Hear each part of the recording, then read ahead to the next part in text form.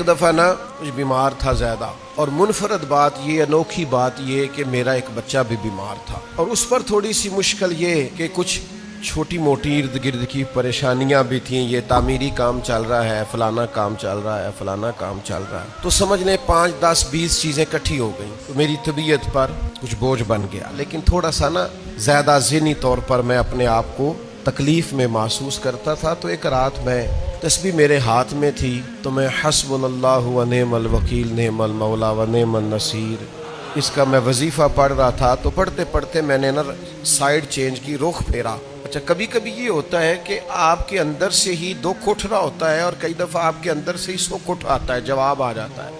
آپ کا دل بھی تو مفتی ہے نا، وہ بھی تو فتوے جاری کرتا ہے نا۔ میں نے رخ چینج کیا تو میرے اندر سے آواز آئی، یار تو بڑے بیوقوف ہے، تیرا کسی جگہ نام لکھ دیتے ہیں لوگ، وہاں ہزاروں لوگ جمع ہو جاتے ہیں، مسجد میں پنکھے پورے نہیں چلتے، لوگوں کو کوئی خاص پروٹوکول نہیں ملتا، سینکڑوں مساجد ہیں، ایئر کنڈیشن اور بڑی بڑی سہولیات چھوڑ کے لوگ تیرے پاس آتے ہیں، اور تیرے اوپر تھوڑی سی کبھی تکلیف آتی ہے تو طبیعت پہ بوجھ بنتا ہے، اچھا تو بڑا ریس ہے، سکھ سارے قبول خوشی خوشی، اور ذرا 2 4 5 چیزیں کٹھی ہوئی نہیں اور دل تیرا بے چین ہوا نہیں، تو سیاںا نہیں۔